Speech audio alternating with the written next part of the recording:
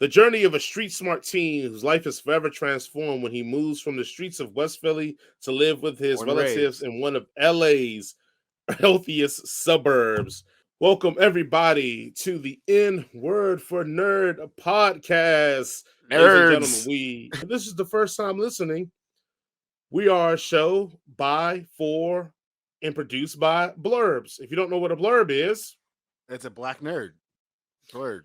Yeah. there you have it. But My mom's everybody, gonna yeah, try but to. for all things, like, share, subscribe, check out Nerd Focus, check out In Your Face Art, and thank you all for listening to all of that crap. Now we can get to the fun part. The shows, the Why are you reviews. here? Again, yes, guys, if you don't know what that is the storyline for Bel-Air, the Fresh Prince of Bel-Air's reboot, recast, Remake. sequel. No, There you go, it's remake. well, it's not even. It's not a because it's a reconceptualize. Okay, Because it's we'll no go one with that because then. Fresh Prince was a sitcom. This is a dramedy. Okay, we'll This is go with more. that. All right, what's in this review of season 1 of Bel-Air, Jason? What do you have for me? Jesus, I had to come with in West Philadelphia, born and raised. Playing house where I spent most of my days.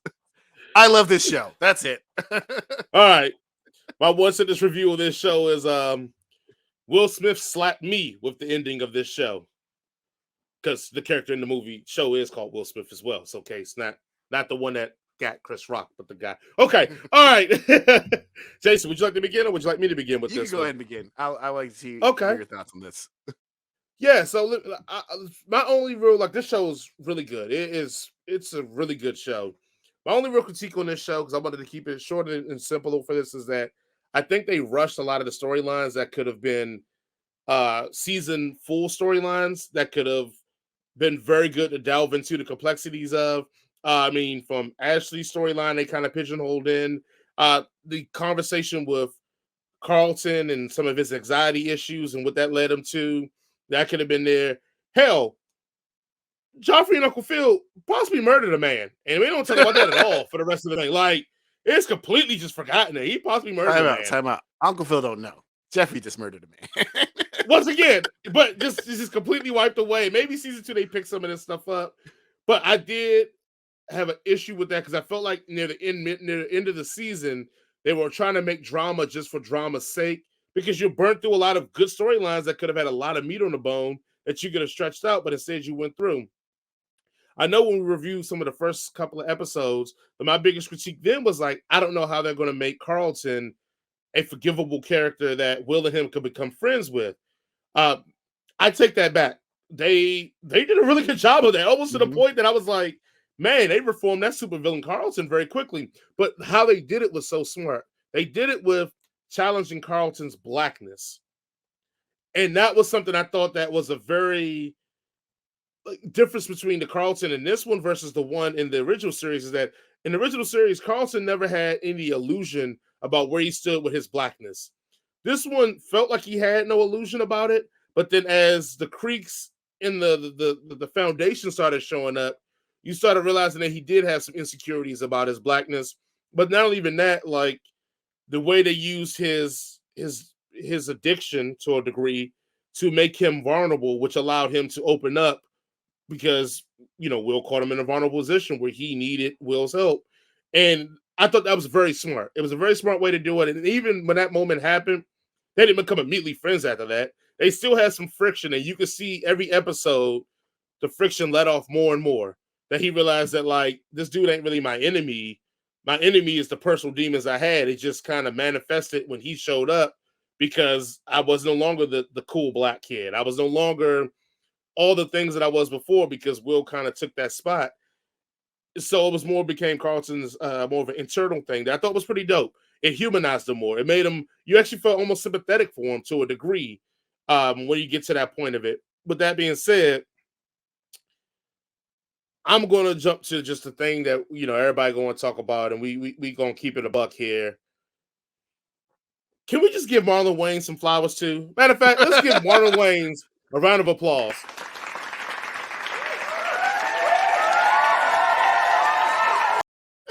You had that teed up already. Oh, I had it ready. Look, I know like you, and you probably would talk about it. When he strolled up in there, it's Lou. I rolled my eyes. I was like, oh man, why they cast him here? Because I'm thinking, why cast a notable guy for this role that we know is going to be despicable? So why Mhm. cast somebody? So I'm like, okay, but I never have doubted Marlon Wayne's ability to act. I just thought that him putting in there will be say make people think Marlon Wayne's rather than Lou. But when I tell you that first interaction with him and Viv, I was like, man, Lou on one, man. What Lou up to? Like, I forgot it was Marlon Wayans. I started calling him Lou. I'm like, what is he up to? When they get to that him and Will thing, and as a guy who I didn't have my father around, and I don't even really know my father. So just full disclosure, the Fresh Prince episode initially with Will about to go with his father bails on it. Like that makes me cry every time. When it's a clip Oh, on Facebook, I can't watch it because I'm saying like literally, guys, I'll have tears coming down my eyes because my insecurity is around my father. I do have that question of why he doesn't want me or why doesn't want to be with me or be around me. How can you have a child in this world and not want to be involved in their lives? Especially when I became a father, I can't imagine a day, a moment, a life that I don't vehemently want to see my children. So that the initial one always kind of got me. This one got me in a different way because this one and this is a universe where it's like, well, what if I did meet my father? And what if we did have to have a conversation? We got to sit down. The anxiety I felt when they first see each other, you can see that's the anxiety Will has. You can see that's the stressor on Will. And then that little bit of communication stressful. But then they got to a point where it's like they started vibing. And even I'm like, yeah, I can see that because now you're starting to talk about experiences and old memories, whatever you had, and all this good stuff here. And you're like, man, okay. But then you once start talking Marlon shit about your Wayans mama. dropped that nigga, bruh, everything in me, yeah. Look, it's I like this one better than I like the original Fresh Prince version. This is a wow. It's just an emotional scene, and like it adds so much gravitas to the whole series that they did it this way. How they handled it, from Will's reaction, from even another great thing is to Lou's reaction after Will storms off. Like you could tell you're not dealing with the kind of man excuse me, let me change that. You could tell you're dealing with the kind of man that would leave his son. Because I don't think any father, after what you put your child through and the trauma your child has and how he reacts, would say the statements out of his mouth after his son leaves. And even when Phil and them were like, nah, calm down, let him calm down, you don't mean blah, blah, blah, he still shifted the blame on Will. Like it was Will's fault that this whole thing had went. Like it was very psychological for me to watch this scene and go, man, he still doesn't even get it. He still doesn't even get why Will reacted the way he acted. He still doesn't even get why Will wanted to see him but don't want to be close. Like, it's so much going on in that scene. For me, like, regardless of what we want to say about the series, that whole run on those last episodes is just it's great TV. It's Mhm. great TV. And it's great TV with people that look like us that ain't on some coon stuff. And I was here for it, man. I'm gonna let you go ahead. I mean, my bad. I was gushing too much, but all right. I mean, you hit it on the nail. You had the head on the nail right here. Like, I love this show, man.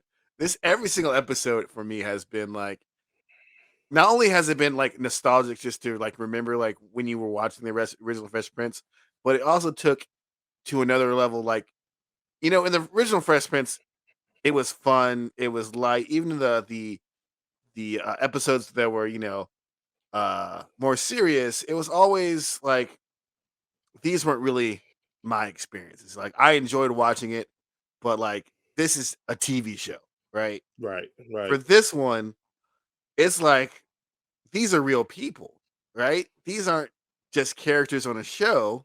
These are people, and some of these people, like there are definitely things here that that related to me Mm-hmm, particularly, and like in their thoughts, feelings, struggles. Like I can relate to that. You know, I do know my dad, but our relationship hasn't always been great.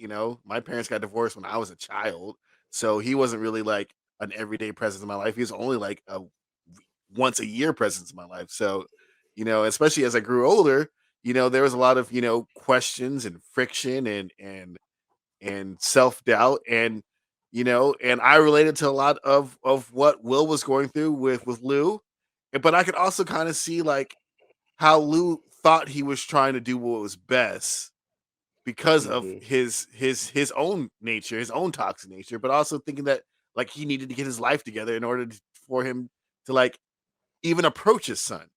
So like I totally like that whole entire thing. Like yeah, I was that definitely hit me on an emotional level. But even like with Carlton, like I was that kid. Like I'm not gonna lie, like people will tell you I was that kid, and it's like that is a whole nother struggle that that even Will could not really understand because that wasn't his life experience. Hmm. And it's a lot harder for people who have grown up in primarily black neighborhoods to understand how a person can act like that or think like that or let those things slide when you have been surrounded by like people who look like you. you know and Right, when you're right. in a situation where you're just like, not only do these people not look like me, but I want friendship and companionship and to be accepted and all that other good stuff. You're gonna let things slide or let things happen that probably no respecting black person will let things happen, will slide or happen, right? Well, I'm gonna say no respect, and I would say like all things. I mean, like you said, it's a fit-in factor, but also it's a certain factor of even in that scene when Will makes a fuss about it. It's like seven jokers about to jump on Will. Like, Yeah, so when it's you're the not only, even like right, right. and especially if you are like, Carlton's not a big dude. I was not a big dude, like I could like you could be one of those kids who fights like, my brother Ali was always getting in fights, in high school and shit like that and getting his ass kicked because he was not a big dude. Like that is one way to respond it, or you can just respond the other way and just like let it slide and hopefully, you get through it or whatever. So like a lot of Carlton's like whole storyline of the anxiety that he was feeling of trying to live up to expectation of his father, trying to live up to expectation of his peers, and all that other stuff. Like I felt a lot of that stuff. I felt Mm, like his pain, and even though like a lot of his choices personally I wouldn't have made, like I understood like how he can make those choices and where those choices come from. So even to me, like yeah, he was definitely a super villain at the beginning of this. Was like I knew like this is how cannons and Windsors are made, man. Like they have to make yeah, these yeah. compromises, and it's a slippery slope. Because I was on that slope, and if I hadn't like changed my mindset, I'll be out here wearing MAGA hats, going, them niggas out there are crazy. They're the ones fucking up. Be straight Uncle Ruckus. Straight Uncle shit. Maurice used to call me that shit all the time. He used to call me Uncle Ruckus all the time because I'm like, Don't trust them new ninjas over there. so like yeah, even though yeah, your critiques of like they kind of like gave Ashley the short shrift on this, uh, and they kind of totally gloss over the fact that Jeffrey might have killed a dude, but even Well, then at like least set it up. At least set it at up. least set him up or something like that. But even though like the whole like and I kind of did not like the conflict between Jeffrey and Uncle Phil, but like Drama for the sake of drama. yeah, but I kind of like I knew that was kind of what was going to be happening because they were a little bit too buddy buddy to be boss and employee, right? Hmm. Hmm. And it's like eventually, like especially if you got the money, you're gonna be like, dude, you my dude. It ain't the other way around. So like, what Right. was it? Everybody want to hold the whip.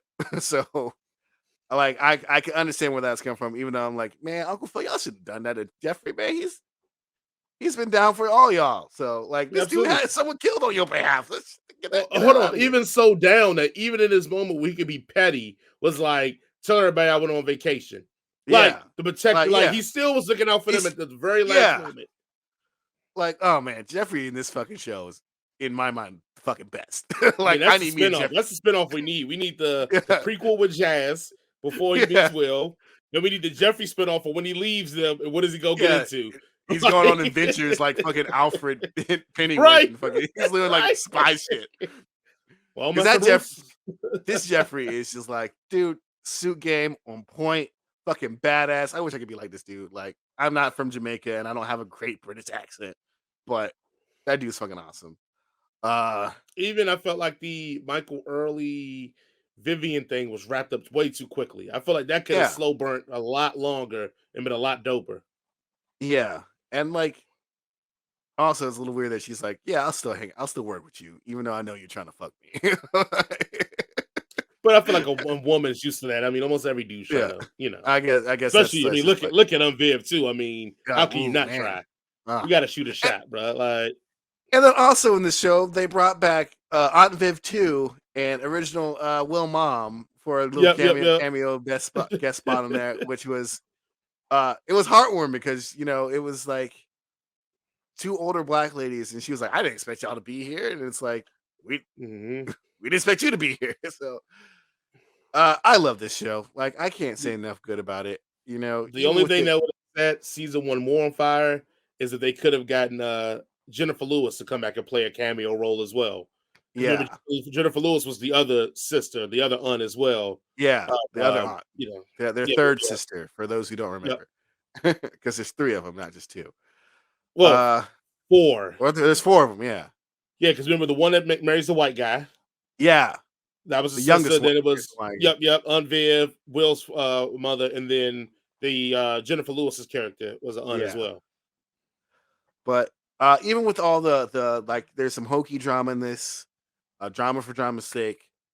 A lot of it is so real that like it just resonates with me on so many levels. So I love this show. I can't. I hope season 2 just keeps it up, but it probably won't because nothing lasts It forever. probably won't. Nope, nope, nope, nope. What do you give your Next thing you rating know, they're for gonna be rap songs and shit. And, it? and let's Uh, I mean let's give Jabari Banks like applause because like oh, 100%. he is just I'll give you the button.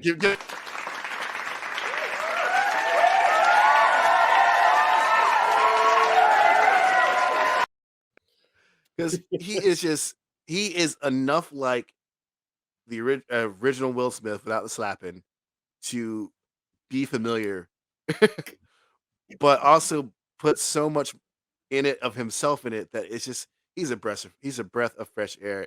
Of fresh Prince air. I don't fuck. Yeah. He's just great in this role as Will. I love him, and I love his yeah, charisma. I love his charisma. That, like you yeah, said, he can bounce he's between the drama and the comedy easy. he's charismatic. He's goofy, but he's also serious. He's kind of a Mary Sue in this because he can do almost anything. He can give you a fucking good ass speech where he's wiser than his Mhm. years. Mhm. Play basketball. He's also like fucking a straight A student. Immediately picks Is up the it? only other black person in the school. Hold on, but do you feel like Will, and this is almost magical Negro status? And I say this because it's He's like pretty magical. Well, he's got his own excellent problems basketball too. player. Hold on, excellent basketball player.